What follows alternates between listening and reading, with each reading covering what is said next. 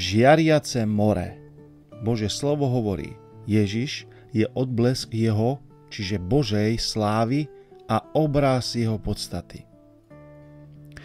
Celé stáročia rozprávali námorníci príbehy o tajúplných žiariacich moriach a celé stáročia sa vedci domnievali, že ide iba o strašidelné povedačky, no až donedávna.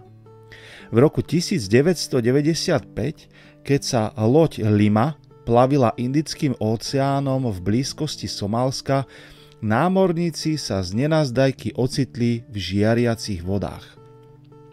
V roku 2005 sa vedci rozhodli overiť si ich rozprávanie pomocou záberov z vesmírneho satelitu a zistili, že hovorili pravdu. Žiara zasahovala plochu s rozlohou 15 000 km², čo je zhruba 2,5 milióna futbalových ihrisk. Čo túto žiaru spôsobilo? Asi 40 triliárd, to je miliárd biliónov, bioluminiscentných baktérií s názvom Vibrio Harvey. Bioluminiscencia, to je ale slovo, znamená schopnosť vytvárať vlastné svetlo. Vedci sa domnievajú, že baktérie svietia preto, aby prilákali ryby. Dokonca priam chcú, aby ich ryby zjedli. Žalúdok rýb je totiž pre tieto baktérie ideálnym miestom na rozmnožovanie, domovom, sladkým domovom. Námorníci rozprávali o svietiacom mori už v 17. storočí, ale vedci im vôbec neverili. Teda až dovtedy, kým ich o tom nepresvedčil fotografický dôkaz. Museli to vidieť na vlastné oči. Ani Boha teraz nevidíme, ale aj bez toho vieme, že existuje.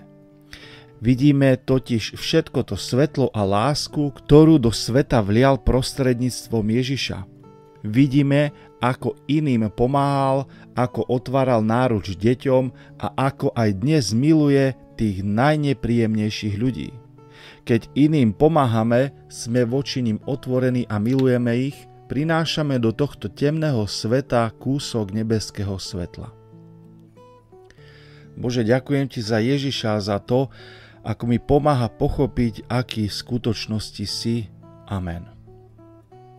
A niečo zaujímavé, námorníci v minulosti vídali veci, ktoré iní ľudia nevideli. Mohol by si aj ty objaviť niečo, čo iní nevidia?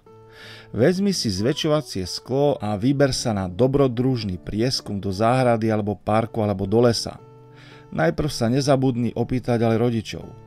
Skúmaj malé aj veľké veci. Všetko od vtáčieho pierka cez kamienky až po stromy. Čo zaujímavé si objavil?